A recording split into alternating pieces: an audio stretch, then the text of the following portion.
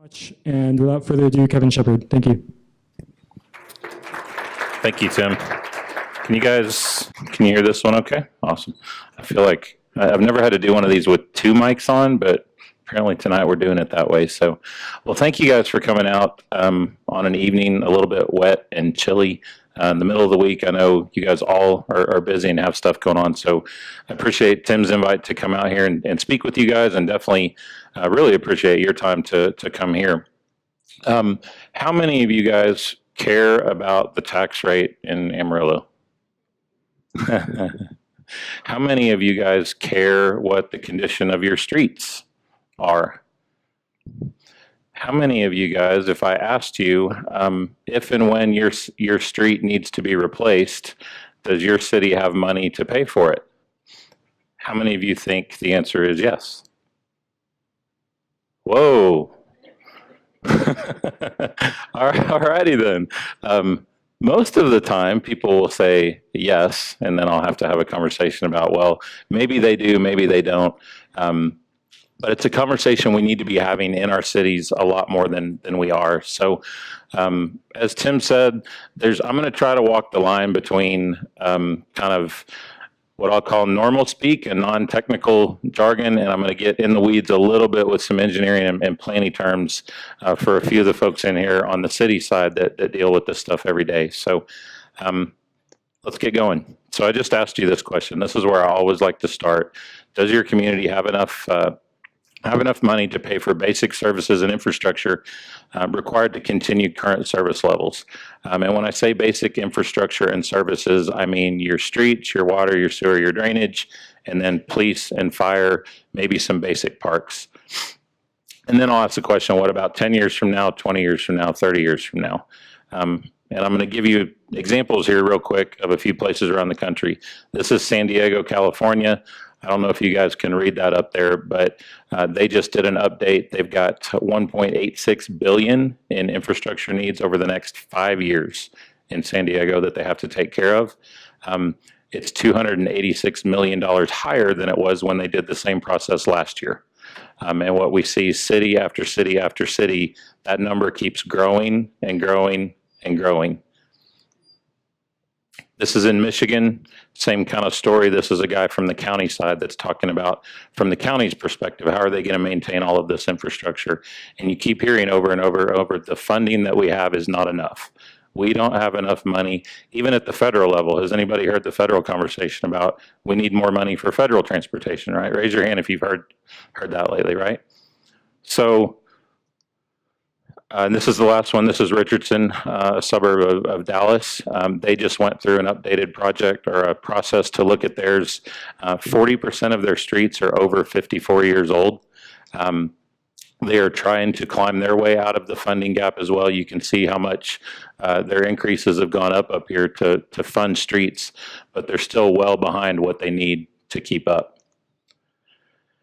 So really I'll say the last probably 12, 13 years now, I've been asking city managers and mayors around the country this question. I'll say, when it comes to growth and development in your community, what's the biggest or challenge or frustration that you're dealing with?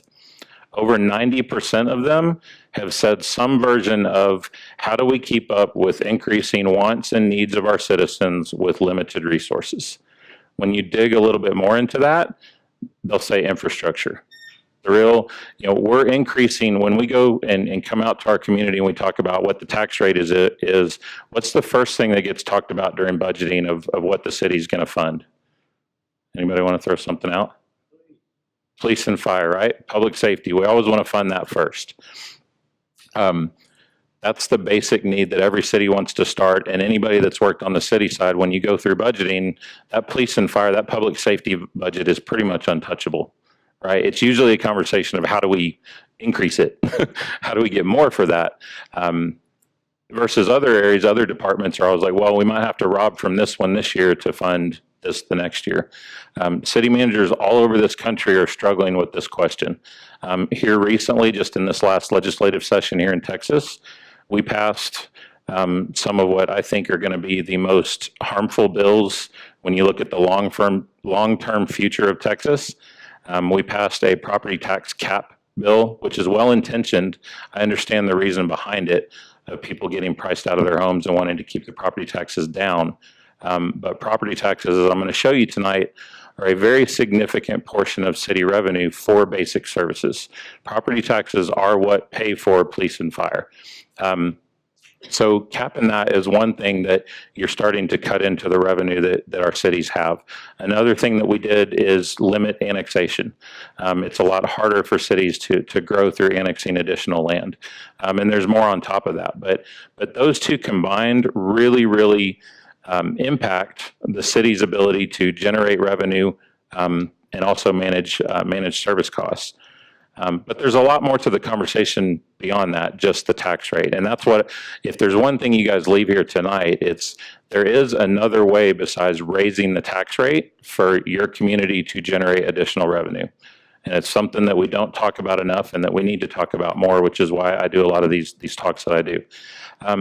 So how many of you guys have ever looked at your city's budget document? Okay, how many of you don't work for the city and still? All right. It's kind of a brutal document to get through, right? Every city's different. We were talking a minute ago. Some cities will put a lot of money into that thing and really spice it up and have a lot of infographics and websites and things like that with it to help communicate it. Other cities, it's a bare bone kind of, it looks like it just came right off a typewriter from like 1960. But this is your last year's budget, and every budget has a cover letter from the city manager. And I pulled out a couple of quotes from this one that I thought were interesting and really going to tee up this conversation. I'll just ask you to read that second paragraph real quick, the one that's in bold.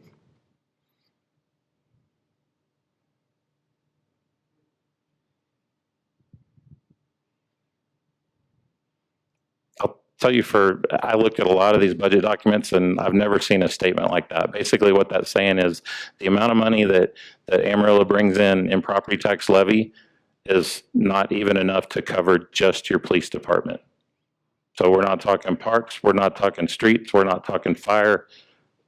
Since we're recording, can you just record it? Yeah. So what it says is, it's interesting to note that while property tax rate and associated levy is often in the public eye, it raises less revenue than is required to operate only the Amarillo Police Department for the upcoming fiscal year. And then later on in his letter, he goes on to say, going forward, dollars will need to be identified for street improvements to be issued over a 5-year period. And then looking past 2021, the city will need to budget dollars to continue funding maintenance of the city's street infrastructure.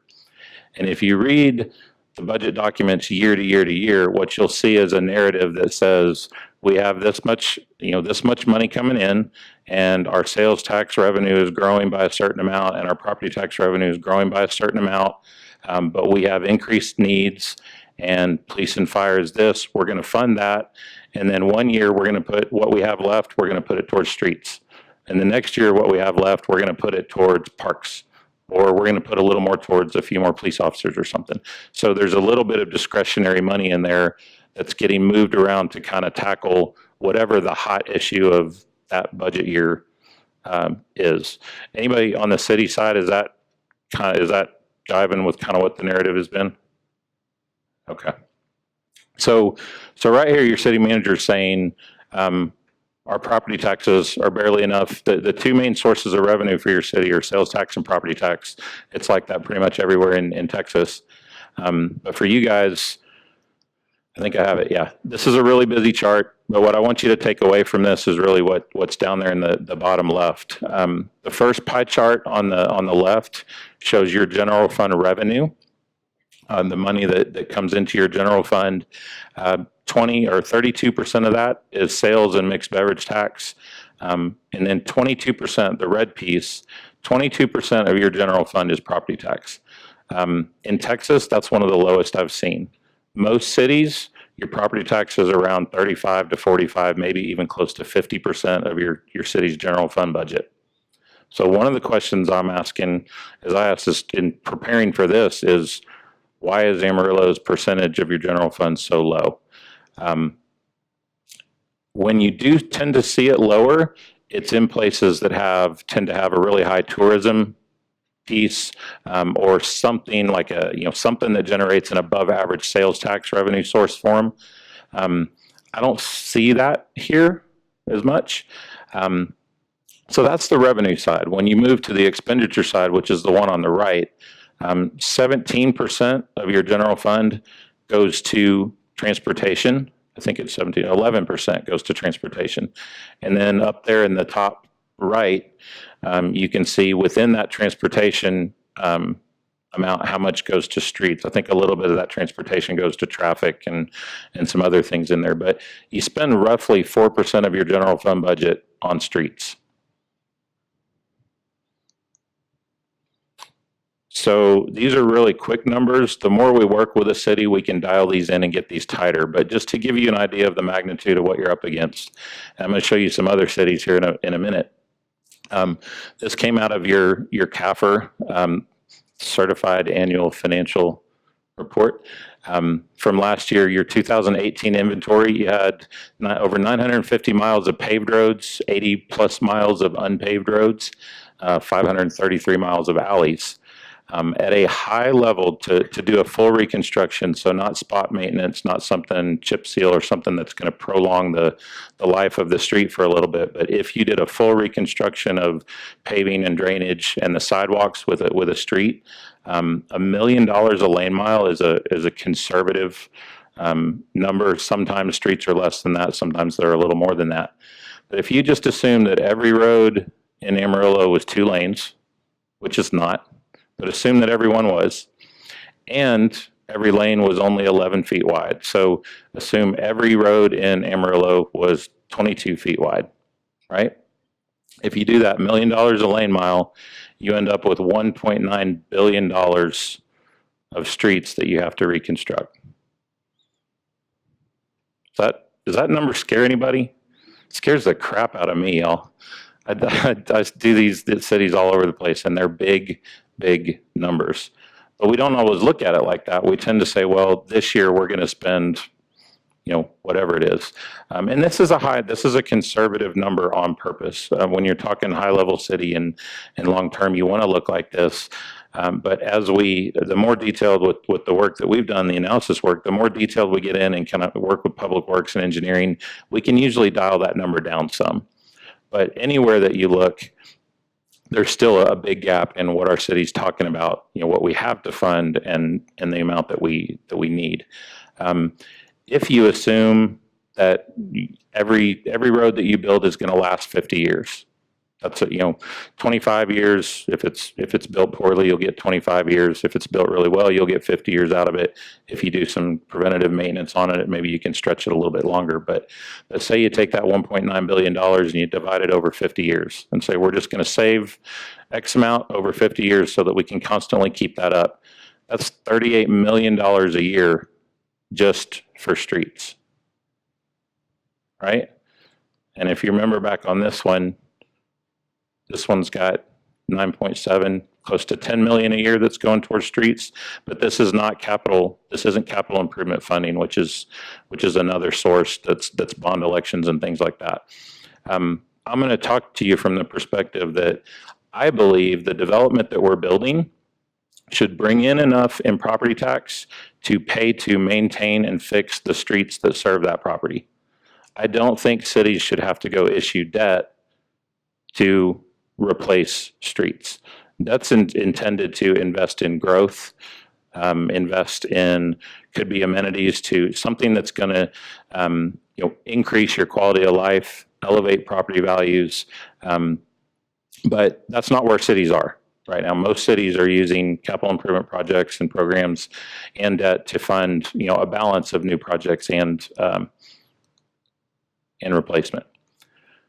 So with all, and I'll talk about my personal story and aha moment for me in a second, but with all the growth and prosperity that we've had in this country, why do our cities all over why are we struggling with this? Why does San Diego have that gap? Why does Michigan have that gap? Why did Detroit have the issues that a lot of people want to talk about Detroit. And Detroit's complicated, but the underlying theme of what caused Detroit to go bankrupt is exactly what we're talking about here. Detroit was one of the first cities in the country that was really built in an auto-oriented development pattern.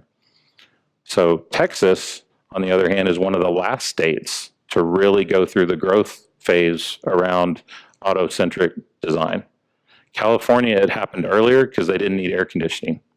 We could not build at a bigger, faster scale until we had air conditioning. That's something that just historically people, not a lot of folks know about Texas. But this is something, this question was really kind of bugging me. I'm a civil engineer by degree, and was really struggling with that question. So this is where I think cities are. We have our codes and our master plans and our policies and our processes and our budgets. And everywhere you go, you see, if you read your comprehensive plan or the Amarillo strategic plan, pretty much anybody's plan, it's going to say some version of, we want our city to be fiscally sustainable or fiscally solvent or fiscally strong, environmentally resilient, environmentally sustainable, socially inclusive, equitable. We all say those things, but when you look at the daily decisions that our cities are making, and you look at how we're investing our tax dollars and the kind of development that we're allowing to happen, it doesn't match with those outcomes. And we're left with this. We've got fragile local economies. We've got escalating service and infrastructure costs. We've got more and more disconnected residents. It's harder and harder to connect with our residents. They're either mad, they're either apathetic. Whatever the reason, we're losing touch with our residents. There's a bigger gap between our local government and our residents. And at the same time, when you talk to city staff, when you talk to the planners, when you talk to the engineers, they're administering policies that, maybe they know we could do better, or there's new ideas or best practices that we could be doing, but they're not able to pass those policies. They're not able to implement those policies. Because it could be political reasons, what have you, and we end up creating what I'll call generic places that are very hard to connect with and love and want to invest back into. Why do people move around so much today in the U.S.? We just don't love our places anymore, right? We're not attached to our communities the way that we used to be. I've worked nationally. I've traveled all over this country. My dad worked for Shell growing up. We lived in, 9 different states and 3 different countries. I've seen a lot of different things in different places, but where we've gotten at today in this country is if you were to get blindfolded and fly somewhere and they drop you off and take off the blindfold and you look around, the majority of cities look very, very generic and the same. Where do you have to go in a city to see something different and unique? Usually downtown is usually where you go, right? Downtown's the place that city to city tends to have a unique atmosphere and feel to it. So I think the way that we're building our places is broken. I think we need to think differently. We need to really look at what we're doing and how we're doing it, and continue to ask this question of, how are we going to pay for our places now and in the future? So how did I get to this conclusion? How did I get to where I am today? I mentioned I'm a civil engineer by degree. Spent the first 17 years of my career designing things like you see on the left: residential expansions, subdivisions, municipal paving, drainage, water, sewer projects. And I did also have the opportunity to do a couple of really large, really cool projects like that one you see there on the right. When I was a young engineer out of school, I got to spend basically 2 weeks out of every month for almost a full year going back and forth to Vegas to work on the Hoover Dam bypass. As a young guy out of school, that was pretty cool. But I did a lot of typical engineering stuff, doing what I was taught in school to, growth is good, designing new projects is good. Growth means economic, if we're building more subdivisions, if we're building more roads, that's creating, economic growth for our cities. In 2008, a couple things happened that really transformed how I thought about growth and development. Number one was I got a call from our corporate office. I worked for a large architecture engineering firm. Got a call from our corporate office, and they said, "Hey, Kevin, would you be interested in interviewing for our national director for our community planning program?" I was like, "Well, I'm an engineer. Why do you want to talk to me?" And he's like, "Well, you work with a lot of cities. You've been with the company a long time. You understand kind of how all the different disciplines work." So I went up there and interviewed, and I ended up getting the job. So civil engineer gets thrown in a world of everything: planners, urban designers, economists, landscape architects. Kind of an odd group for an architecture engineering company. But I started to do that. I started to travel around the country, and then at the same time, the recession hits. And I've never seen anything shut down an engineering firm like that day in 2008. I mean, the tech stock contracts, the faxes, back then we still got faxes, and it was this contract shut down, this one shut down, this one shut down, this one shut down, boom, boom, boom. I mean, in 2 days, every tech stock contract our company had was done. And then also the other states, same thing. It shut down the transportation side of our business in like 3 days. Then you had the local side stayed behind it for a little bit. The cities kind of, they kept on going, and it took a little bit longer before the recession really hit the city budget. It was the next city budget cycle when the recession really hit them. And then, right about the time the pain started to really sink in, here comes this stimulus program, right? We got all this new money, and we're going to throw it at all these projects, and everything cranked back up, and there were Tiger grants and energy efficiency grants and a whole bunch of stuff that was going to, stimulate the economy and get it back to work. And it did get things back to work, but it got us back to work doing a lot of, maybe not the right projects. So one of the first things that I learned from the planners and traveling around was this chart, and I really need to update it because the one on that chart on the right goes from like to 2012. But I mean, and this is the only environmental slide I'm gonna have in here for you. But it hit home with me. It hit home with my dad, who's an oil guy through and through. But on the left here, you see population growth for worldwide. We're projected by 2050 to be over 9 billion people on the planet. On the right shows if we continue to consume our natural resources at the same pace that we had, or that we have been, to sustain that 9 billion people, we would need the equivalent of 2.5 planet Earths to do that. Now, the last version of this that I saw updated was over 3 planet Earths. We're going the wrong way. You can argue about the scale and how drastic it is. Climate change, what have you. I don't get into all of that stuff, but what I know is if you just sit down and just think about it for a minute, and I'll use water, we consume a little bit more than we probably should. Anybody remember the last drought? Did that hit here as bad as it hit North Texas, where I'm from? Right? That hurt, right? So we need to think a little differently with how we're consuming and using our natural resources. Leave the environmental stuff behind and focus on money. This was the big eye opener for me. Places all over the country, these are municipal, local government bankruptcies. There's been a few more since this slide. Everybody knows about Detroit. I like to talk about San Bernardino, California. I mentioned my dad worked for Shell, and we traveled a lot growing up. We lived in San Bernardino in 1976 to 78. It was, at the time, best place to live, work, play, fast-growing suburb, brand new schools, brand new businesses. Everybody was moving to that part of California, right? Fast forward to 2011, they filed for bankruptcy. They couldn't maintain all that they had. Police and pension costs were too much for them to do. Same thing in Stockton. I've asked my dad, myself and both my sisters live in the North Texas kind of metroplex, and I asked him a while back, I said, can you compare San Bernardino back then when we lived there to somewhere today? And he's like, I would compare it to Rockwell, where I live, or McKinney, where one of my sisters lives, or Allen, where my other sisters live. He's like, it's just like that. He goes, it was a very hot economy. There were a lot of jobs. It was good cost of living. Everybody was moving there.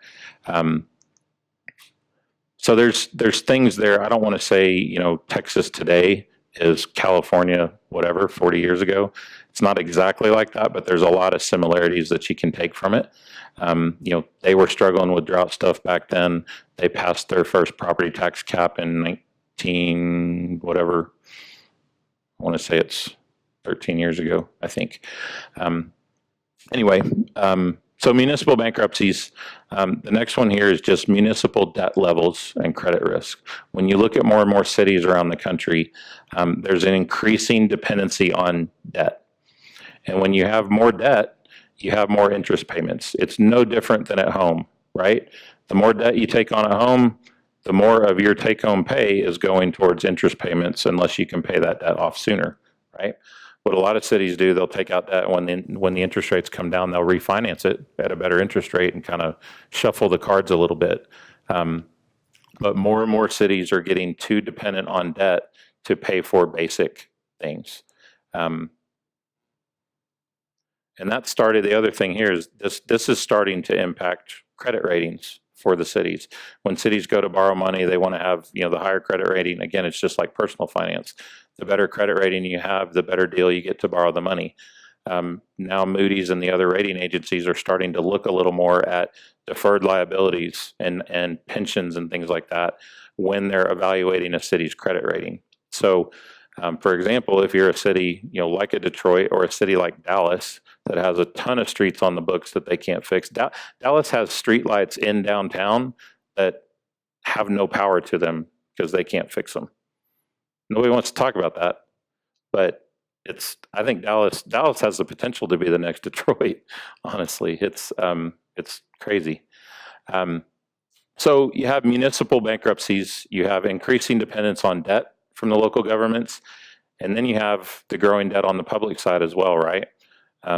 We have more and more just people like us that are getting increasingly dependent on debt. When they have debt issues, when they're strapped at home, it's not surprising when they push back and say, don't raise my taxes, or I can't pay this fee, or I don't want a toll road. They're just trying to live, right? And so you see all of these things kind of trending upward that are causing kind of a real fiscal challenge for our communities. We've got affordable housing issues, and the one thing I'll talk about here is the folks that it's not just, when I say affordable housing, when I talk about it, it's not just, let's have Section 8 housing or apartments. It's also the young teacher right out of school that is trying to, you got a school district that's trying to hire teachers. There's nowhere for that young teacher, young professional to live. You've got the other story is one that's very personal to me, but friends that the husband was killed, the widow was left with two kids, and the community wanted to stay in her community with the schools, with the church and everything, and there was nowhere for her to go. She had to move out of the community because there was just nowhere for her to stay. That's also affordable housing. So we have a lot of things going on in our cities when it comes to affordable cost of living and what we're paying to live in our cities. So I'm traveling around the country and I'm seeing Detroit's and I'm seeing Chicago's and East Coast, West Coast. And then I would keep coming back to North Texas. Economy was booming. Even shortly after the recession, it really wasn't as bad. It really wasn't that bad in North Texas. And I would see this, it's everywhere is doing this. We're all racing to be the best place to live, work, play, right? We're all trying to, we want to add the quality of life amenities. We want to be that place that every city is trying to recruit and retain businesses and residents. That's what cities do, right? We're trying to get more people and more businesses to our community. And what we've seen post-World War II, after the invention of the car, cities have aggressively pursued the growth and higher quality of life in the short term without fully considering the fiscal impacts and in some ways the environmental impacts of that development pattern. So what does that really mean? This is what I mean. After you're the best place to live, to work, play, after you get through your growth mode and everything is new and shiny and you're building new schools and new businesses and new restaurants, What happens 20 or 30 or 40 or 50 years later? These are real places that didn't have the money to take care of them. You don't see a whole lot of people there anymore. Certainly don't see businesses there anymore. And unfortunately, we're starting to see stuff like this in Texas, right? We haven't until recently, but it is starting to creep into Texas now as well. So, I'm going to ask you guys to kind of stick with me and walk this line of, we are doing well in Texas. We're doing better than most parts of the country by far.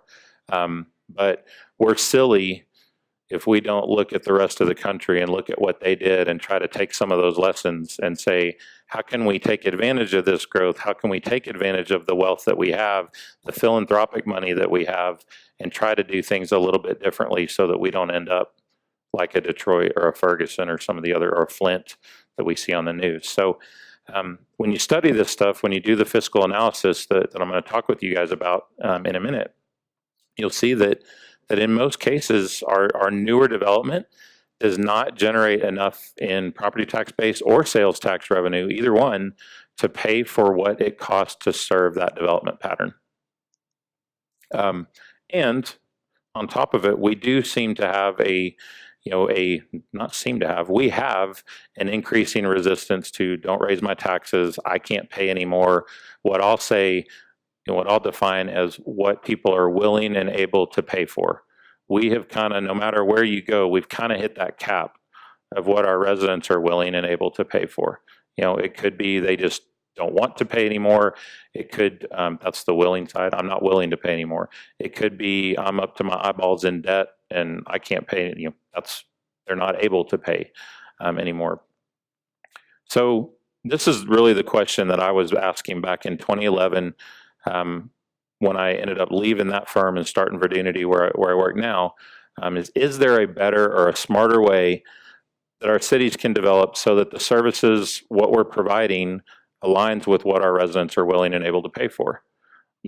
Why can't we, or how might we get to the place where when it's budgeting, we have what we need. There's not this tension of don't raise my taxes or don't do this. It's more of a balanced conversation than it is today.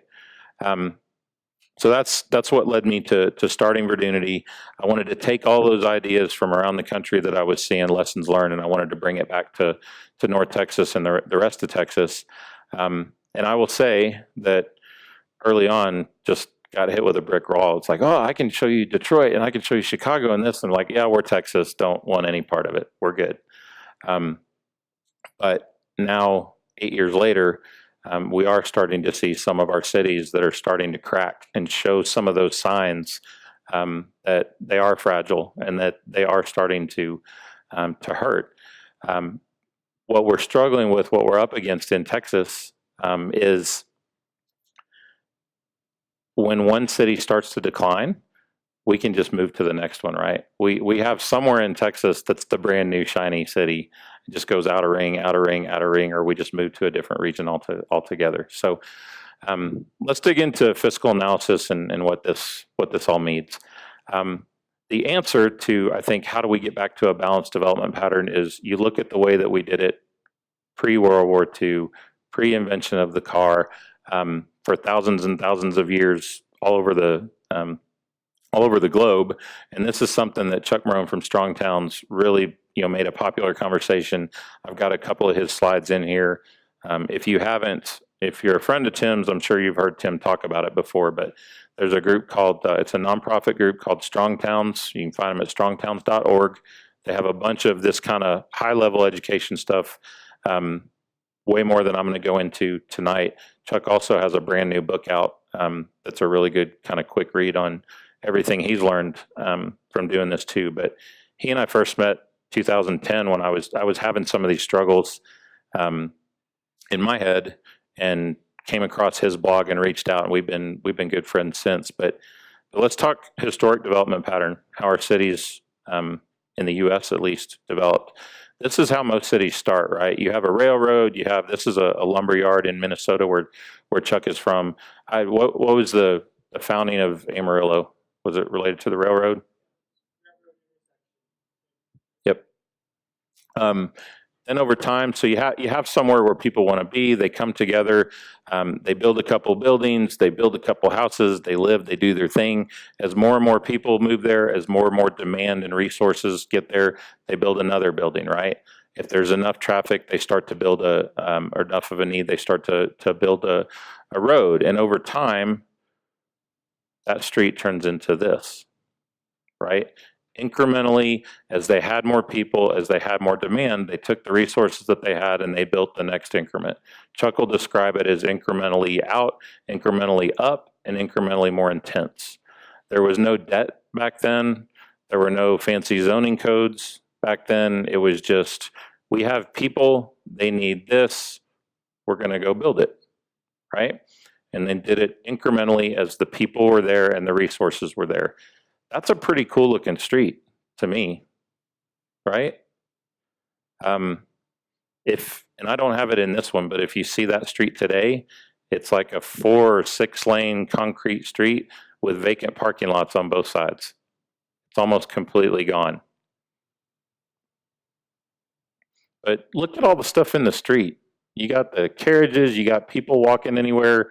Do we have our city engineer in here today or Public Works? Well, remember, I'm an engineer, so I know what the answer is, but what do our engineers think about that street?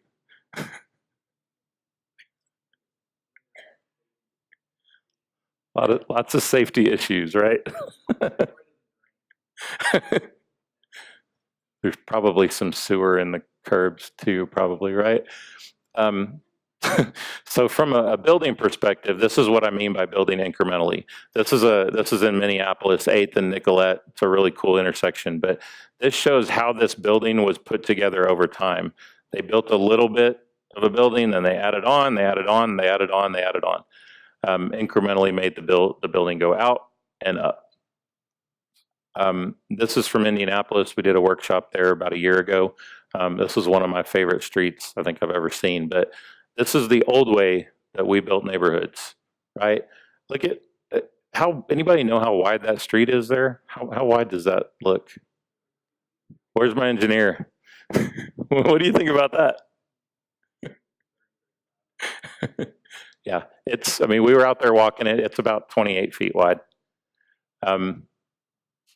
Trees up over the street. Front porches on the houses. You can see the different architecture. Every house is different. Is that what our neighborhoods today look like? Where? No? Yeah. Here's what we do today, right? We, when you look at everything that happened kind of after World War II, invention of the car, all of a sudden what that did is open up land. Land was a lot cheaper to buy, and all of a sudden you could develop a lot more because you could access it. We had other things going on with housing incentives. There was a lot of things going on there, but we built a bunch of newer kind of suburban style subdivisions in a short amount of time all over the country. So instead of building incrementally, as we had resources to, and as the demand was there, we shifted to, we're going to build it and they will come, right? We have federal money or whatever, we're going to go finance this, we're going to go build the homes, and then they'll come to us. And when you build the auto-oriented pattern, when you build homes that are more spread out and require a car to get around, I keep pointing there, you end up you have the rest of the infrastructure that you're required, right? You have more cars, you need wider highways to get around. And then when you also have more people spread out, and this is something that not enough people talk about, when you spread the people out, you get yourself into a pattern that requires auto-oriented economic development in business and commercial as well. So you get the big boxes. They're designed to handle more people from a broader area versus the old corner stores and the local mom and pops that were built on walk-up traffic from a smaller circle. So this is what a lot of our cities today are in, what Chuck will call the illusion of wealth. We're growing, we're building new stuff, we're adding new schools. This is great. We're wealthy. We're a wealthy country or a wealthy community. But what happens is a developer comes in and he builds a new subdivision for you, right? And they'll come in and say, no cost to the city, I'm bringing you some homes. bringing you rooftops, that's going to bring you tax base, what have you. The catch is the city's on the hook to maintain that after, right? So all those streets, all that water, all that sewer, all that drainage, the schools, all of that infrastructure that goes in, the city, i.e. you, taxpayers, are on the hook to maintain all that stuff the next life cycle. So when was the first big growth boom in Amarillo? The 20s?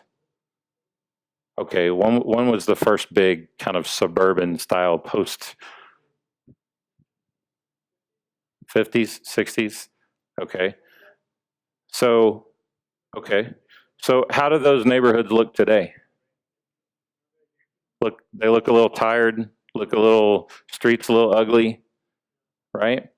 So that's where our cities are starting to get, is everything that was built in the 50s and 60s and 70s, those streets have hit their age. They need to be fixed, right? And so when you build a few streets, at a time, that maintenance can be spread out and stacked. When development comes in and you build a whole bunch, acres and acres of this stuff, miles and miles of road in a short amount of time, what happens with all that maintenance? It all comes due at the same time, right? That's where you guys are. That's why you have the 1 point, whatever that number was up there. This is another way to look at it. If you start out down here on the left, you're a small town, low population. You've got a core, kind of the way your city was started, the railroad or whatever. You got a core downtown, a few neighborhoods around it. They get kind of old. You're still kind of small, and then all of a sudden you get to here, and it's your turn to grow. Right? The growth is there, the market's there, your city's ready to grow. You build a ton of homes and a ton of new stuff, so your population skyrockets. All the street and the water and sewer, all of that stuff comes in at the same time, and the average age of your infrastructure comes down. So you're building a bunch of new infrastructure, so the average age of your roads and everything starts to go down. Does that make sense? But then as you push to the right, you start to get closer to build out. You run out of land for new development.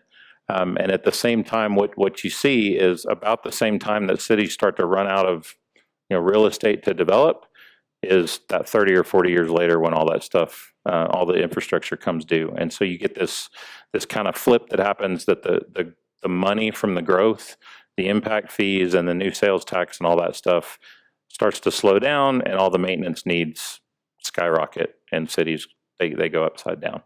Another thing that we see as cities are growing is your general fund budgets will grow. Right now, Amarillo's general fund budget is around $3,000 an acre. If you just take your general fund revenue and divide it by the size of the city, you're about $3,100 an acre. If you look at older, more mature cities, Fort Worth is like $8,500 an acre. You'll see anywhere from $6,000 to $12,000 an acre. And if you just think about it, you're adding more fire stations and more police and more parks and everything to take care of. These are kind of two slides that really resonate with a lot of folks. That kind of explain the problem we're in. This is from Fate, Texas, a small town in the Dallas area near me. This was just a dead end cul-de-sac street. The city wasn't even going to do a full rebuild. They were just going to do a chip seal kind of overlay. They were expecting to get 5 to 7 years out of the project, and over here you can see that the cost was going to be a little over $36,000.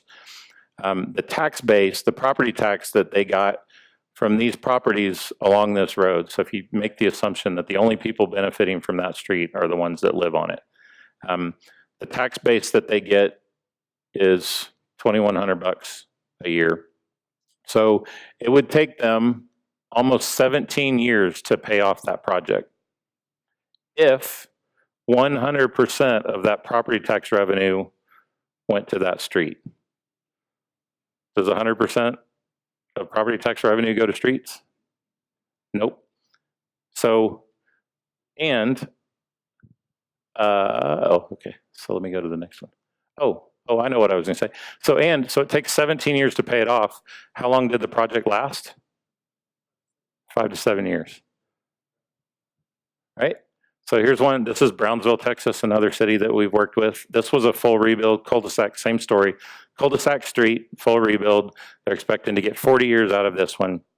They were a little over $200,000 for the project, $6,000 a year in revenue. For that one, it was going to take them 34 years to pay off. So they pay it off before the street runs its life, but that's again if 100% of the property tax goes towards the street. So now take this and build it over your entire city. Start to see why we're a little upside down with our street maintenance costs, right? So why are these properties not generating enough to pay for the street in front of it? So I'm going to speed up a little bit, but I'm going to get into a concept called revenue per acre. Most people, when you talk about taxes, they'll see appraised value, and they'll say, you know, my parcel, my property is worth whatever, 200,000, 100,000, and it doesn't take into account, or doesn't always take into account the size of the parcel or the size of the structure that's on there. When you flip this is from Pflugerville, Texas, outside of Austin, that we worked with. On the left, you see the appraised value. The darker the green and the higher bar, the larger the value is.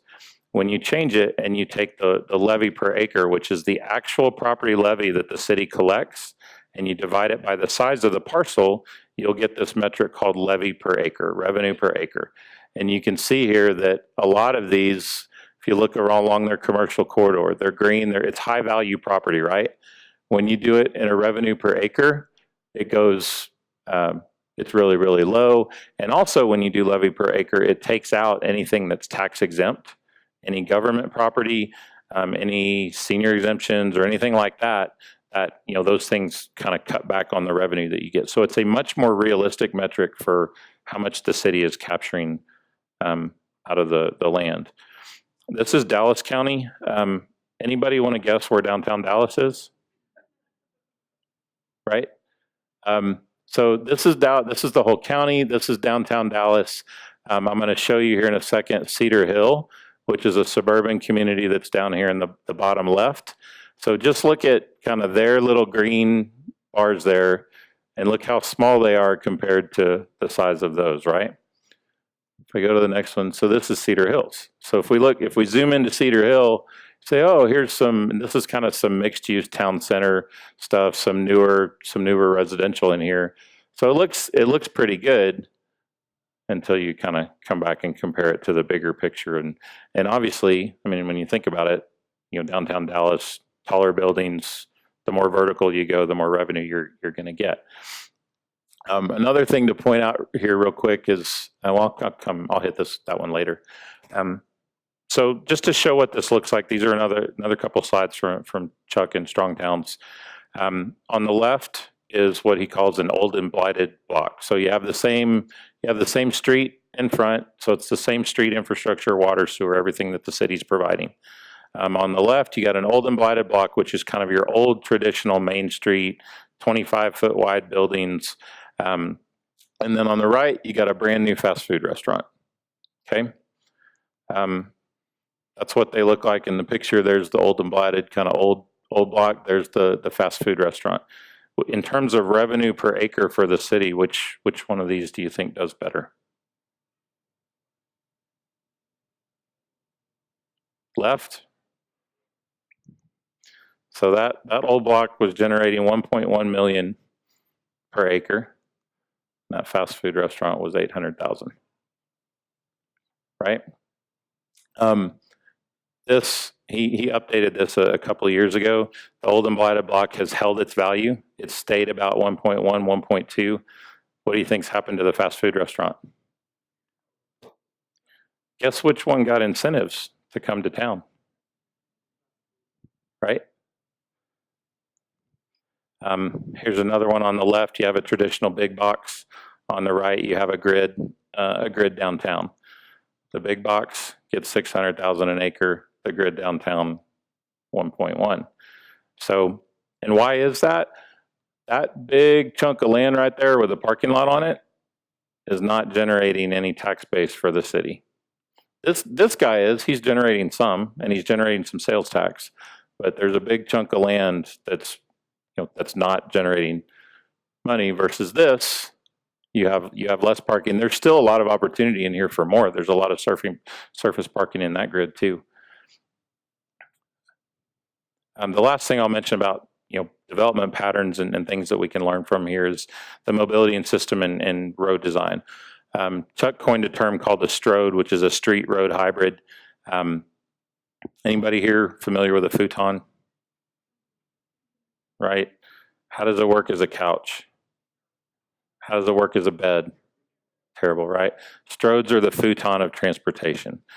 It tries to be a street, which is a place where people can get out and walk and interact, a platform for wealth or a platform for interaction. A road is intended to be a high-speed connection between two places, right? Anybody driven on a, I don't know, four-lane divided thoroughfare with speed limit of 45 miles an hour and signals every quarter mile, half mile, bunch of driveways and fast food signs? Can you get anywhere fast on that road?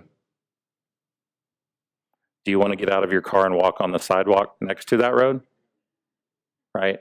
So it doesn't really work as a street. It doesn't really work as a road. It's a STROD. We've built a ton of them here in Texas. They're really expensive to build. They're very hard to retrofit later on. The beauty of the street, the beauty of the traditional grid is, when one building goes down, another business can go in. You disperse your traffic around through the grid. You don't focus them all into to one road where you have to worry about widening and add more lanes. That gets a little too kind of transportation traffic-y, so I'm going to stop there. But the traditional grid pattern does tend to help support a more fiscally productive development pattern in terms of buildings.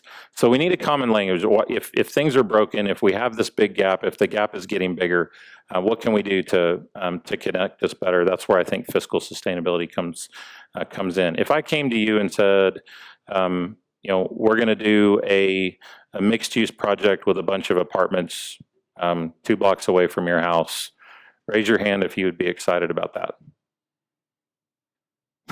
We got a couple, okay. But most people aren't, right?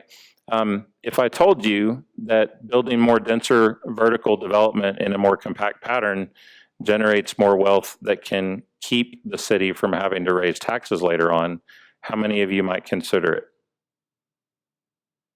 Right? Not everybody, but more will. When I say fiscal sustainability is a common language, that's what I mean. Is if we tie things back to what does the city need to do so that they don't have to raise my taxes later on? And I'll give you, your tax rate right now is 0.3 something, I think. Fort Worth's is 0.85. So, and when you look at older cities, your tax rates go up because they have to. They have to make a choice of, do we fix stuff, or do we let stuff go, or do we raise taxes? This is a quote, just a podcast that I just did with Linda the other day from Bastrop. Long time, 30-year city manager, and brought us in about a year ago to do fiscal analysis, and she said this. She said, most city managers understand they have a resource gap, but when it's not quantified, it's easier to defer to next year. But once you put a number to it, and you see how large that number is, it creates an ethical obligation and an urgency in the community to address it now. So I'm going to blow through a couple of examples of what this looks like.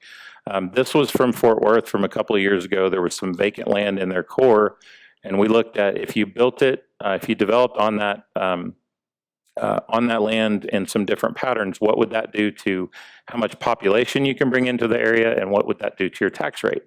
If you did it all as single family, you could add 10,000 population, and population is important because the more people you have in an area, the more businesses you get in that area, right?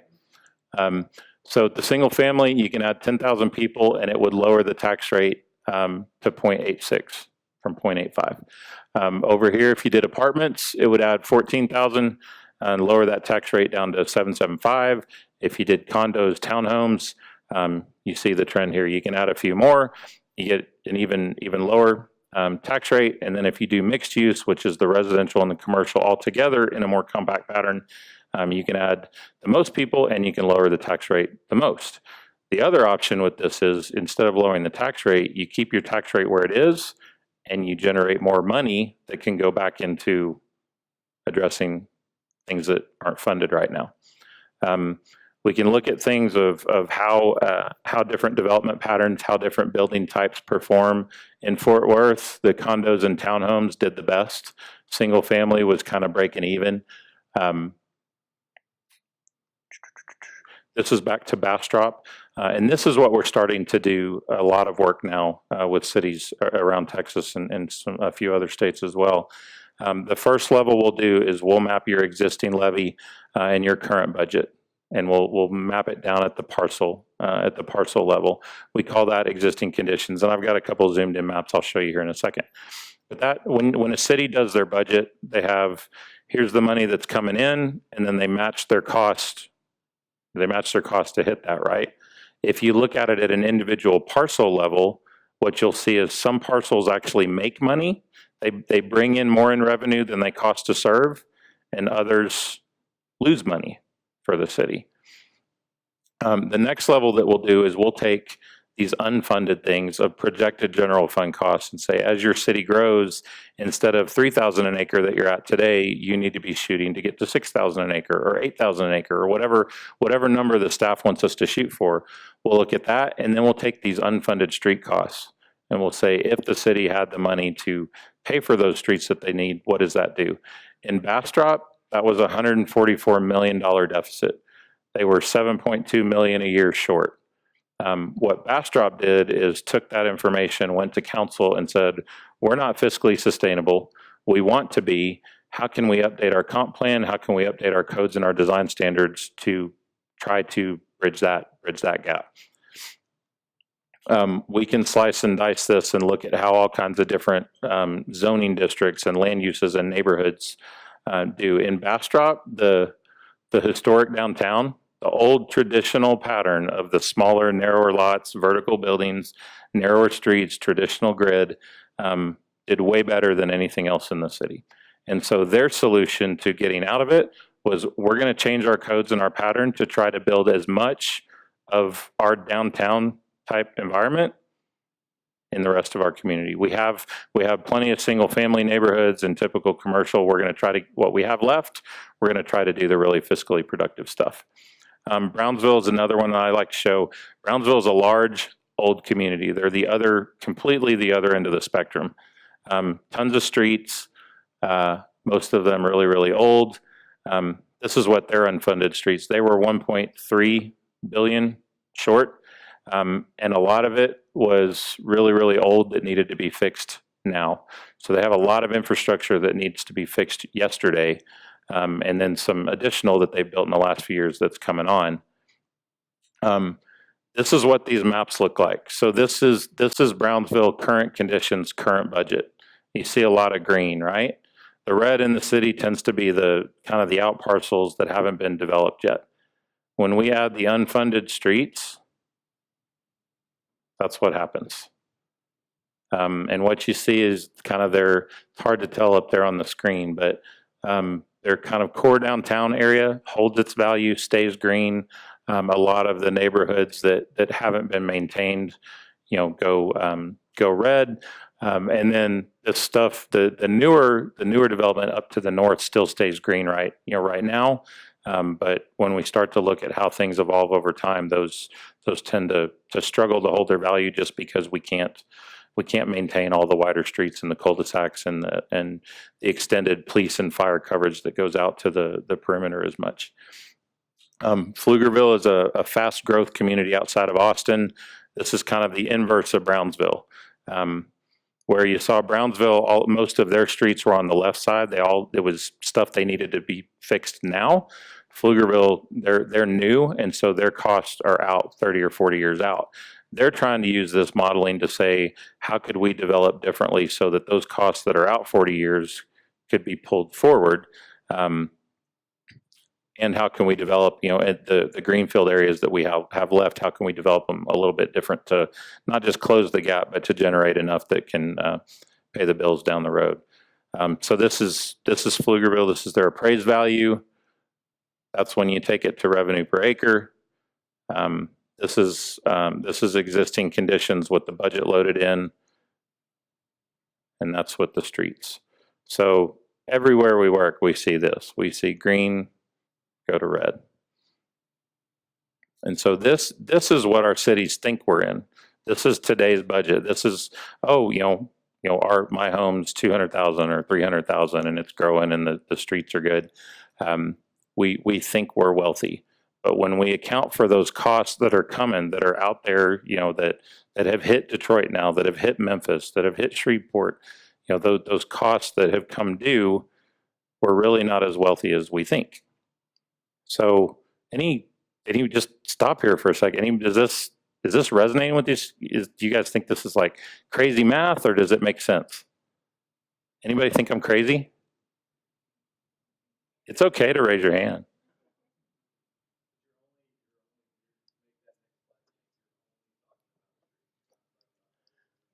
Yes, sir. It's just streets. So we keep enterprise funds out. We keep water sewer separate. It's just streets. And when you use that $1 million a mile number, that can include some underground drainage and things like that. But where it really gets fun is when we can work with staff and really dial these in a little bit tighter. But I like to say the point up front is to educate a community about what's going on here. And then we can nickel and dime and say, is it 1 million or 2 million or whatever? But we have a big gap right now. And we need to have, I believe our cities just need to have a more transparent conversation about how we're going to close it. I mean, when you can go into a city, what I saw with Bastrop and their council was just fascinating. The mayor basically said that our model gave them the ability to make good decisions instead of good old boy decisions. They can tie their decisions back to does this project help us close the gap? Or is it going to make it worse? If it's going to make it worse, maybe that's okay. Maybe there's a reason to do it, but justify it, right? That's no different than how any of us would do our own personal budget. I might go take out a loan for a house or take out a loan for a car, but I'm going to justify it and make sure I can pay the bill before I do it, right? So this, a couple of charts this has been true everywhere that we've modeled. Just to explain this a little bit, the bars here, as you go left to right, are the size of the lots. You got really, really small to really, really big. The green line is the return on, or the revenue per acre. And what we see every single place that we've modeled this is the small lots do the best in terms of revenue per acre, and the bigger your lots get, the lower the revenue per acre goes down. So if you're a city, what's your most valuable resource in a city? It's the land, right? It's the land that you have. So when you build on that land and you're putting streets and infrastructure to serve whatever you build on it, do you want to build in a way that gets the highest return back for what you're putting on that land? It doesn't all have to be, and what I'll say, it doesn't all have to be over there on the left, but we're building a bunch of stuff over here on the right, half-acre lots, 1 acre lots, big stuff. And it's putting us, and we're not doing enough of the little stuff anymore, and it's putting us upside down. Same thing on commercial, same trend on commercial. This is one we like in the reports that we do. We like to show graphics that says, here's what the neighborhoods look like. Here's what a small lot looks like. Commercial stuff, here's what it looks like. And this is something too, as you go, this top one here, small is this downtown Main Street building, and then the bottom two are these big ones. And what you see is what the improvement value, the average improvement value, the value of the building on that the value of that building on that small lot is a lot less than the value of that big box. But in terms of the value for the city's getting more return out of that small Main Street than they are the big box. Make sense? So here's just another one with Pflugerville's. They wanted us to look at a grocery store versus the Main Street. The Main Street, that old and blighted block versus shiny and new. This is another version of it. It's a big box grocery store versus Main Street. Main Street kills it. We see this over and over and over and over. So the common themes, you want to say, how do we get out of this? I'll just focus there on the bottom. The high return on investment developments, they typically have a high ratio of building footprint to the lot. So less parking lot, more building. They go vertical, right? Think of a home, a one-story. If the lot is exactly the same and you have a one-story or a two-story home, which one's worth more? The two-story, right? So if cities could go and just build every building, every structure in their city 2 stories, they'd be really close to penciling out. It's the flat 1-story stuff that's spread out with the big parking lots that are the killers. The other one that pencils out is actually large rural estate. If you get really, really high value, really, really large lot, high value stuff with like asphalt streets and bar ditches, not a lot of intense infrastructure, that stuff can pencil out as well. So there's also things we can do with infrastructure design. Maybe not every neighborhood has to have 31 or 38 foot wide streets. Some of them can have narrower streets because, as I showed, if an 11-foot lane mile is $1 million a mile, just if you cut 5 feet off of every street in the city, you're saving $500,000 a mile, right? So there's tools, there's things that we can do to reduce our costs and increase our revenues. I like to bring it back to this. This is every job that we do. These are the options that we're really talking about that citizens need to be thinking about. Number one, just know that your city has a resource gap. Every city has a resource gap, except very, very, very few. We did a workshop out in West Palm Beach, Florida, about 1.5 years ago. They have a resource gap. it's bizarre, but they have one. So here's the options. If you have one, what do you do? First one is we keep the patterns, we keep our service levels where they are, but the only way we're going to continue to do that, the only way your city can continue to provide the service and the amenities and what you have today is they're going to have to raise taxes and they're going to have to add fees. How many of you guys like that option?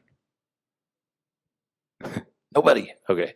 Second option is let's keep our tax rate where it is, but we have to cut services to align with the revenues that we have. Who likes that option? I will tell you, that is what our cities are doing right now. When we do a capital improvement program and we say, here's our needs, I don't know what your needs are, but I guarantee you they're like this, right? We do this and we say, we have this many needs, this many streets and things we have to fix. This is how much money we have, so we're gonna do this. What happens to this over here? We kick the can, right? Goes to the next year. The next time we do this process, does that number, does it ever go down? Nope. It gets bigger and bigger and bigger, and we fund a little bit and we kick the rest. 5 years later, we do it again. We fund a little bit more, but we kick a much bigger number. We just keep kicking it down. So that ends up in streets aren't taken care of, water lines are breaking, and you end up with some of those pictures that I showed at the beginning of neighborhoods that are vacant. Third option is let's look at how can we shift our development pattern and our infrastructure design in a way that can get this balance between revenues and services. Our goal is to try to provide this. I like to say it's not our job to come into any community and say, this is what you have to do. We're trying to provide the data. We're trying to provide some modeling and some information that can give some transparency to the conversation.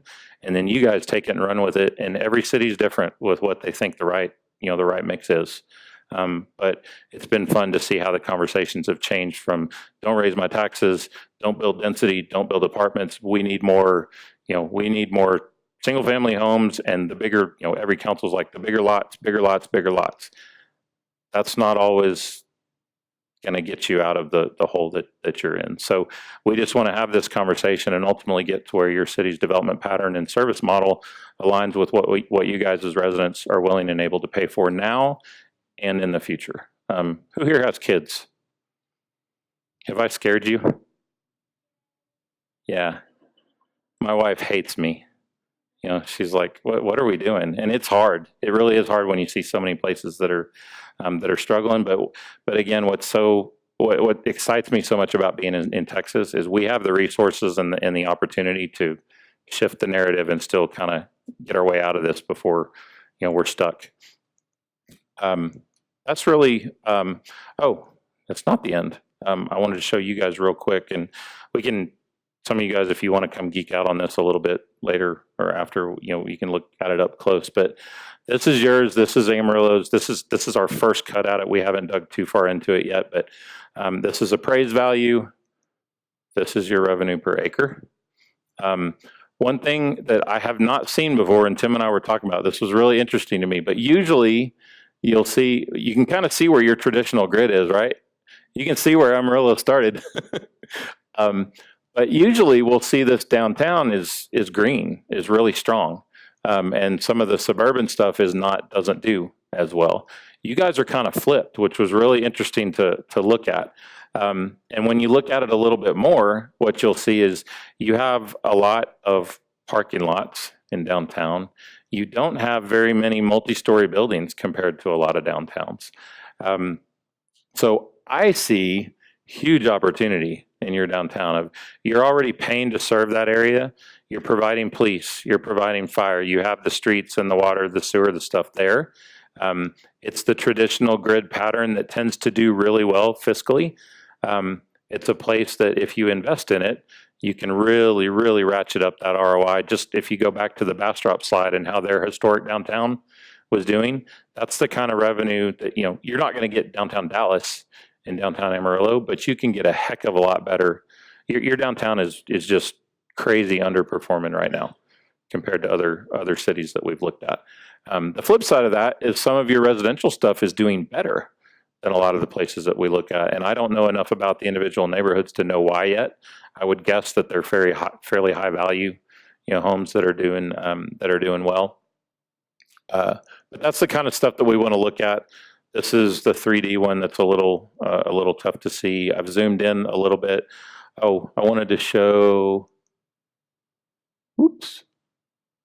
Oh yeah. Okay. So this is zoomed in. Do y'all have a name for that intersection? That weird. I call it it looks like a cyclone, but yeah. So just so you can see kind of where you are. This is appraised value. You can see all the green. That's the levy per acre. So you can see how much of it goes to red. Here in, what are those street names, Tim? Yeah, the four TxDOT ones that all go together that hadn't seen that before either. but okay. But yeah, so that's your kind of, if you really want to say where's a real small area of kind of smaller, denser the kind of development that does well, that's one of the places that I would look at. And then this neighborhood all here, does well. But think about, I wanted to point this out. So down here, I don't know if y'all can read that, but basically everything that's yellow or red is under 3,000 an acre. It's generating less than 3,000 an acre in revenue. If I come back to you and I say, right now your general fund is 3,000 an acre. So everything here that's yellow, or everything here that's green on here is paying enough to cover the general fund if 100% of property tax went to the general fund. But if I say, okay, your current budget is 3,100 an acre, as you grow, as you add more stuff, you really need to be in the 6,000 to 8,000 range. And then, by the way, you still have that street bogey out there that adds another, roughly 650 to that. That's worst, that's worst case scenario. So what we're trying to do here is change the conversation or add another point to the conversation of here's where we are, here's worst case scenario, and then how do we close that gap? I'm going to wrap up with just kind of a real quick summary of what do we do once we have the conversation and we're out there and we say, okay, we have a gap and we want to close it. This is where I'll start. Small incremental development, micro spaces. Not everybody, not every individual or every business needs to live in a large space. How many in here have lived in an apartment? So why are apartments so bad? The neighbors are they're not maintained. Okay, so who here came right out of school, got their first job out of school? Did you spend a lot of money in your community? Going out to eat? No? Okay, well, most will say that they Well, actually, the younger ones now, they don't as much. But the young professionals do tend to, they don't cook as much. They go out for entertainment. They go on dates, all that good stuff. But this is a project from Monty Anderson. He's, I believe, the next guy that Tim's going to bring in as part of this series. Monty and I do a lot of these, and it's kind of, do I go first? Does Monty go first? When I go first and I say, here's a gap, and they say, well, how do we close it? I'm going to say you need to do small development, and you need to look at Monty Anderson's model. He goes in and builds smaller spaces. These are two owner-occupant buildings that he built. They're back towards the traditional style, 25-foot wide, 150-foot deep. There's a business in the front, and there's a residential unit in the back. Sometimes he'll build this where the business is on the first floor and residential's up above. If I say density, and I say that these are actually adding density to your downtown, does this kind of stuff scare you? Is this, right? So when people hear density, they think apartments, and you're going to just put a whole bunch of people in a small area. This is a way to kind of provide affordable housing, more affordable business spaces for startup entrepreneurs or startup businesses that can't afford a bigger space. When Monty first started doing this, people said, oh, this is never going to work. Nobody wants to live in an 800 square foot apartment. Nobody wants to put a building in an 800 square foot box. He has no problem leasing these things up. There's such demand for this. It's just a missing opportunity. From the economic development standpoint, if you really want to grow local businesses, build some smaller stuff. They can't go into a 20,000 square foot space or a 10,000 square foot space, but build some smaller spaces for them. Monty will talk a bunch about how he does that, how he finances it later. This is another one. This is an image from Garland, Texas. It's a building in their downtown that had the roof ripped off from a tornado. They went in, they activated it, kind of put some lights up and programmed it. Within a few months, that space was rented out every single weekend. Look what they did. They didn't do very much to it, right? They strung some lights and just said, hey, this is a place you can rent out for weddings or gatherings or whatever. Now it's actually the restaurant next to it's a barbecue restaurant and brewery that's doing really well. They bought it, and now they have their outdoor patio there. But there's a lot of things that you can do in your downtown, just a vacant lot or a vacant space that you can do something to create place, create energy, and start to make it unique and identity and a wealth generator and a placemaker for you. Reclaim public right-of-way for people. You guys have some really wide streets here.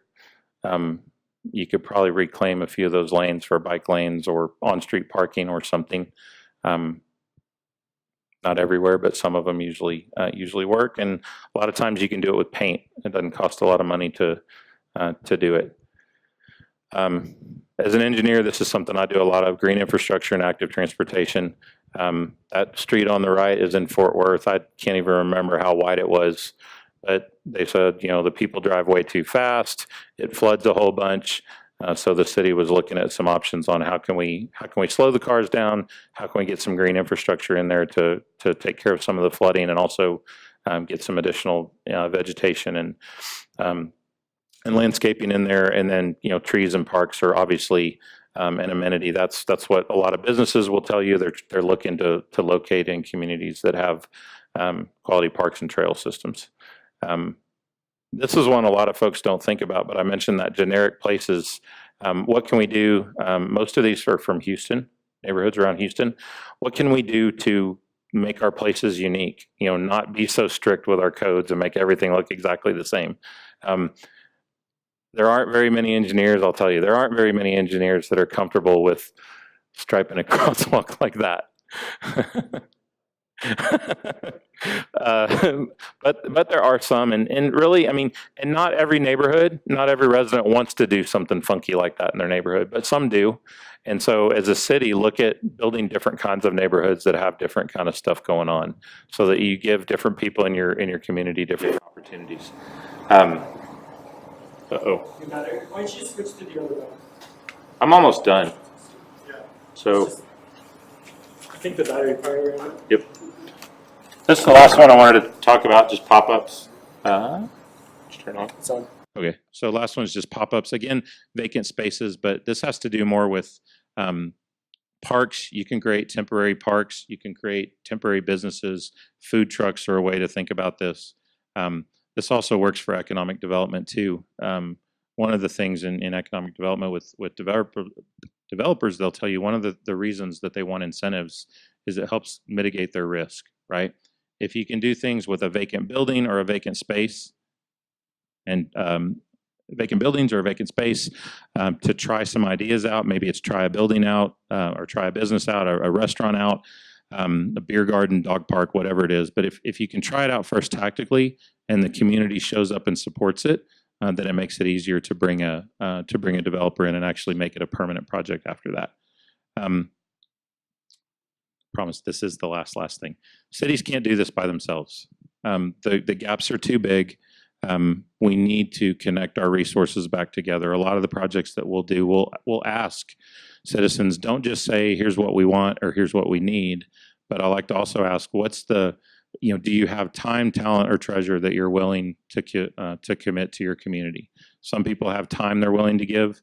Some people have a talent they're willing to contribute. Some people are blessed and able to write a check.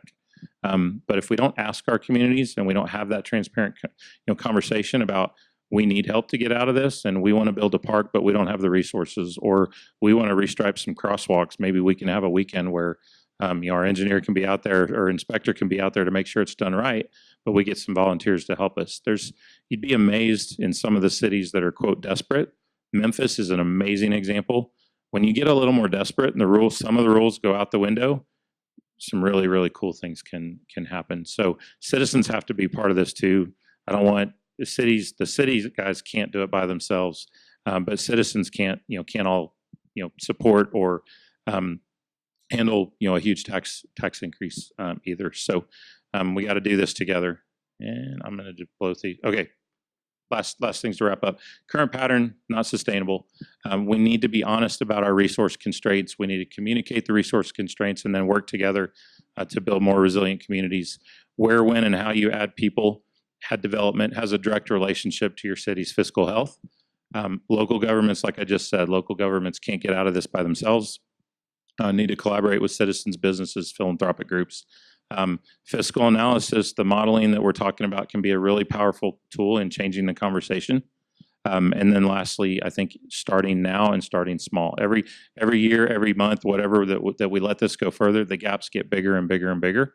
We need to have the conversation. I will say it takes guts from city leadership to have these kind of conversations.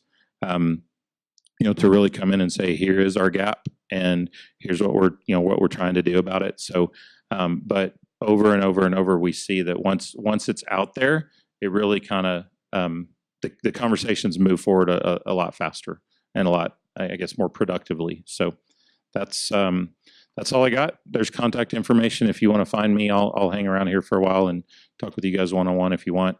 I went about 15 minutes longer than I wanted to. So appreciate you guys. Most of you stuck with me for the whole time. I only saw a couple people yawning, so that's good. Any questions for group setting that anybody wants to throw out there? Yeah. Hold on. This is working now. I'll just run the mic, so. How does something like Town Square? Do you know about Town Squares? Oh, could you explain it then? Probably.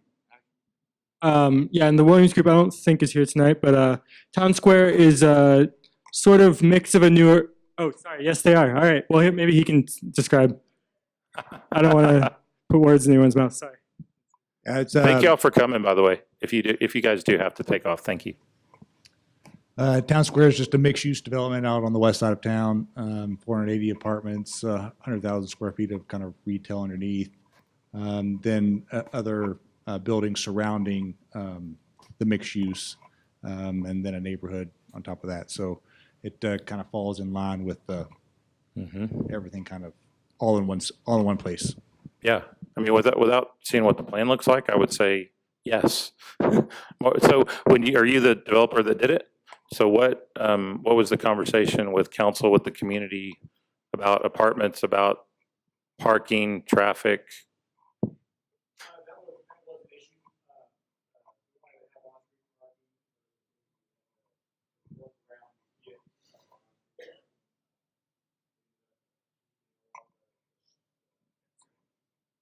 we ended up keeping a lot of the streets and easements private, basically, so we could have some of that on-street parking. But there is a lot of it out there, right? I mean, right now, if you were to go out there and look, all of the apartments are full, and half the parking lots, or all the parking lots, are half empty for that retail requirement for. Yeah. So there's still the there's still commercial parking piece. minimums here. So, but it's worked out, and it's going, and Good. pretty good. I'll have to go check it out before I leave. Can I make one comment? Sorry, just so we're hoping to bring Monty Anderson, who's an urban redeveloper, November 21st. Some of the other things that he highlighted, like doing this incremental placemaking in old buildings, that might be an organization like the Better Block. They do that. They're based in Dallas. There's about, we brought Federal Highway Administration to talk about, we did a whole workshop on road diets, but it's been kind of hard to get people to see the importance of these ideas. So I'm happy to work on any of these re-urbanization projects in Amarillo. I'm happy as the Tecovas Foundation to help fund and bring those here, because I think this really hits.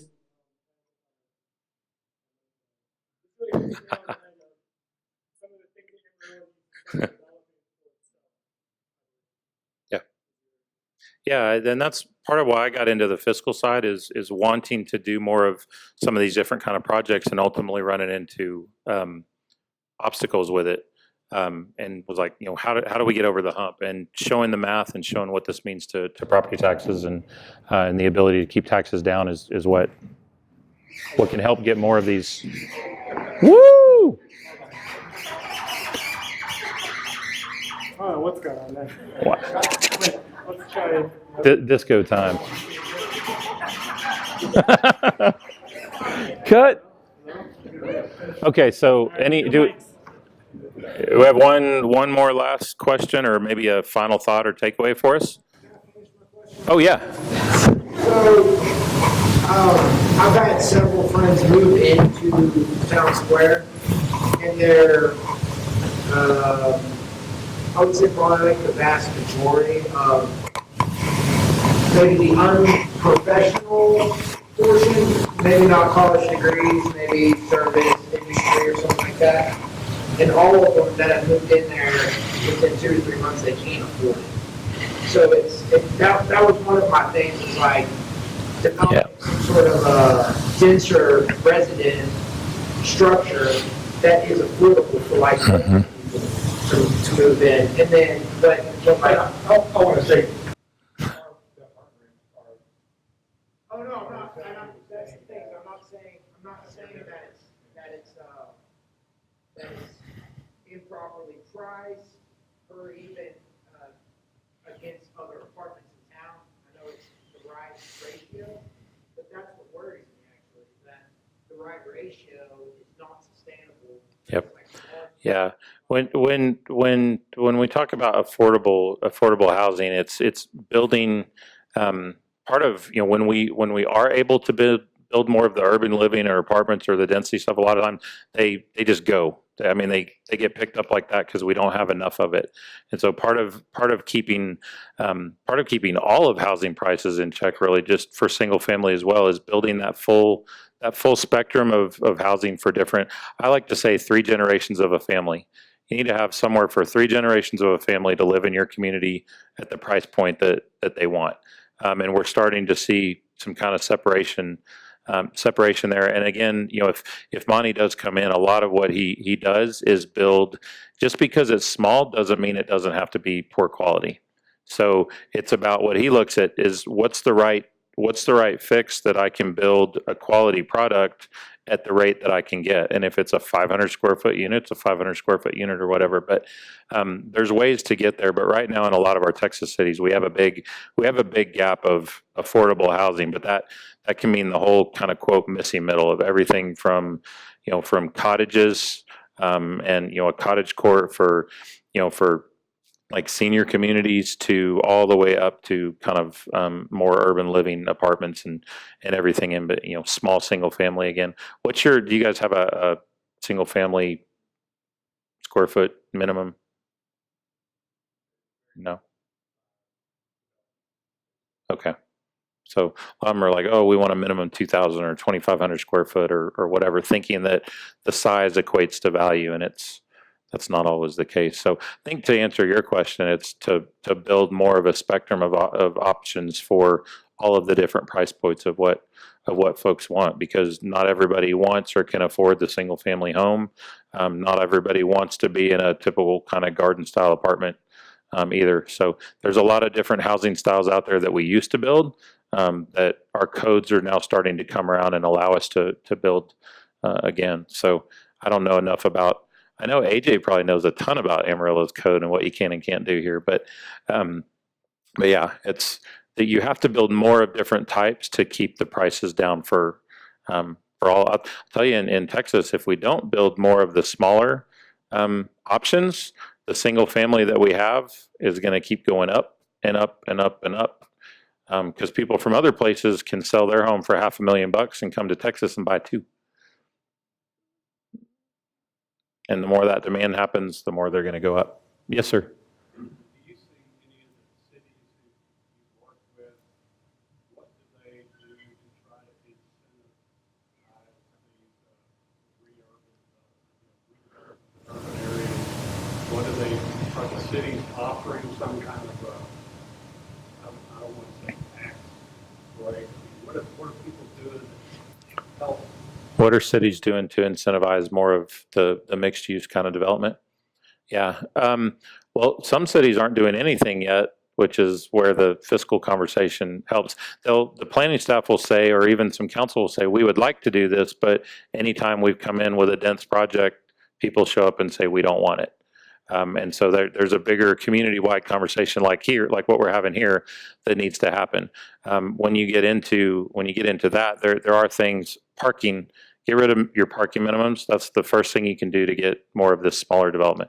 Get rid of parking developments. Focus on walkable development. Some version of public transit. Doesn't have to be trains or light rail. It can just be circulators or whatever. But the best thing, I think, the first step is stop incentivizing stuff on the edge of town that just makes it worse. That could be, the city throwing in money to extend new infrastructure out to an area that without the infrastructure, nobody's going to build on it. But a city says, oh, sure, we'll punch the water line or we'll punch a street out there, because the mindset has been, we're going to invest in a new road out to this area so that whole area can grow and we can capture that tax base. But if it's growing in a way that actually gets you further in the hole, that's not a good investment. So there are lots of things you can do. There's a lot of developers out there that want to build more of this mixed use stuff, but they'll look at your mixed use development. They'll look at your codes and say, what am I allowed to do? How hard is it going to be to get this through? What's the culture in the community? Are they going to support it? Or are they not? But parking is the biggest thing you can do to help support this kind of development.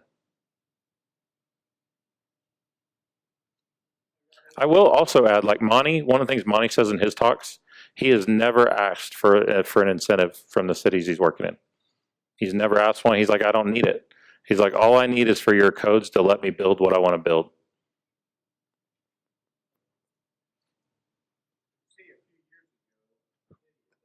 International building. We have many older areas, commercial buildings, and costs sometimes are prohibitive in order to work on these buildings. So other cities, have they amended their codes to help these areas? Yeah. Yeah.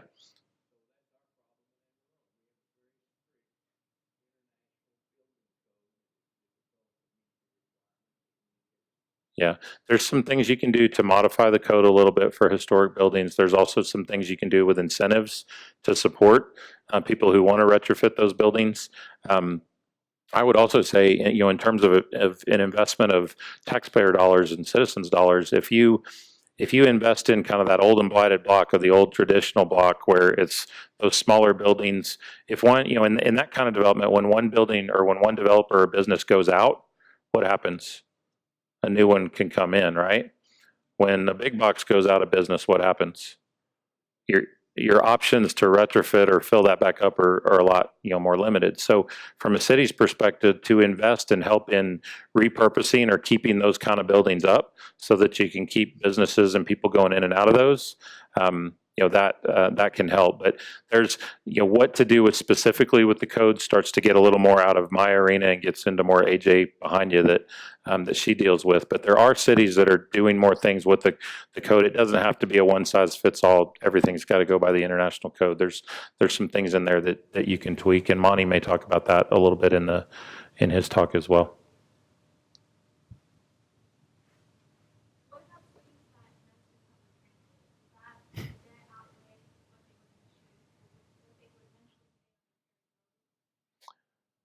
So question is, what happens to cities that invest in public transit? Does the debt get repaid different than that than if they were investing in roads? Transit depends on what it's connecting, right? And it kind of applies the same thing to a road. If you build a road out to the middle of nowhere to get development, you may or may not get the development to return. If you build the public transit, build a transit line out saying we're gonna invest in the train first and then hope that brings the development, that's the wrong way to do it. You should go back again to the historic approach of build the places where people want to be first and then start to connect them incrementally with transit, whether it's a bus circulator. Public transit could also mean bikes and walking and scooters and some of those things. But when you get up to the bigger level of, I'm assuming are you talking rail when you say public transit, or?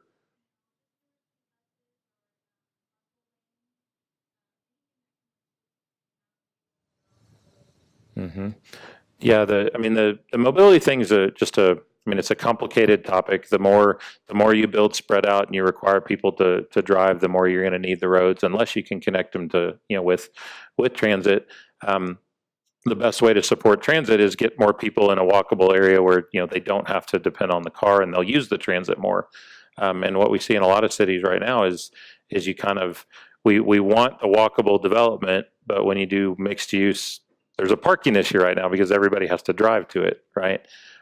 So I think looking at your community and cutting it up into what we call complete neighborhoods of what can you do in each neighborhood to try to get more of the daily needs within biking or walking distance, and start to make it easier for the people who wish to be able to do more things without a car, and then start to say where are the key nodes in a community that you could connect with a circulator. I'm having that conversation in my community as well right now. Like, we're not going to get full on transit out there, but we have some key destinations around town that you could probably run, not a 24-hour circulator, but at least 8 to 8 or something. Run some kind of circulator that would take people around, that would get a significant portion of people out of their cars and off the roads. But it's all connected. You have to have all of these conversations together. It's not just transit or transportation or land use or housing. They're all very connected, which is why it's so hard to unwind them right now. Which is why I think the incremental step, and just look at your neighborhoods and look at where you are and what are the first steps that you can take right now to try to get some smaller buildings, get some more return out of existing development, make the neighborhoods where you can make them more walkable and bikeable. And then you just kind of build on that. Typically what you see though is the places that are more focused on the biking and walking tend to also be the more fiscally productive ones, as well. Just because they're more, for no other reason than they're more compact. You're getting more stuff in a smaller area. One more question and then we'll wrap up. Yes, sir.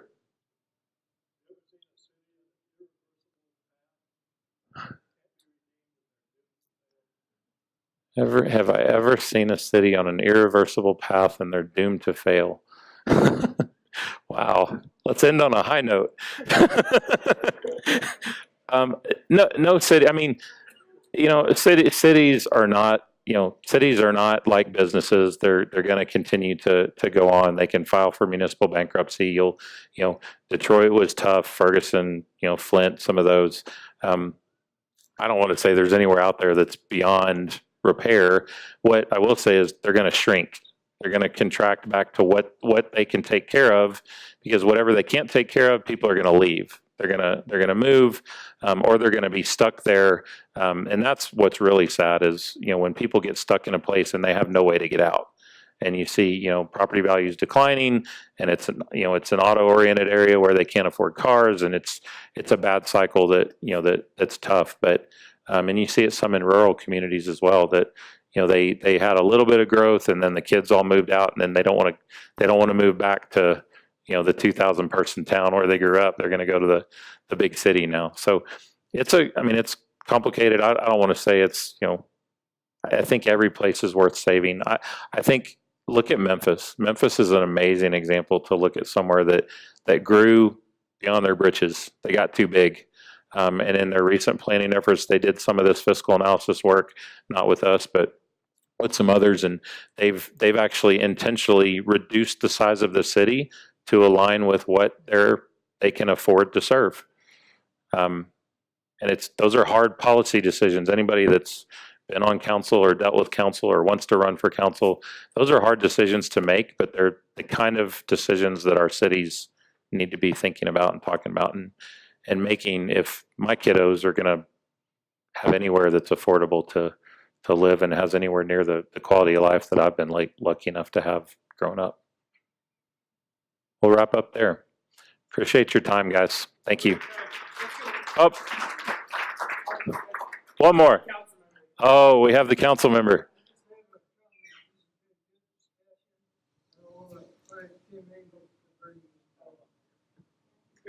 Thank you. I'm going to announce tomorrow. So we're going to have the meeting with city, Maine County people tomorrow in the morning. Kevin Shepherd and AJ Favre will be available tomorrow from, let's say, 1 to 5 p.m.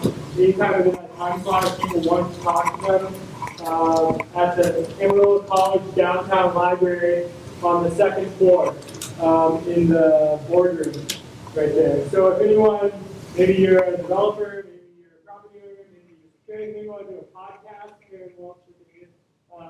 But anyway, if anyone who would like to get any more time with these two while they're in town, while we brought them here tomorrow from, let's say, 1 to 5, 1 to 4 at the downtown library.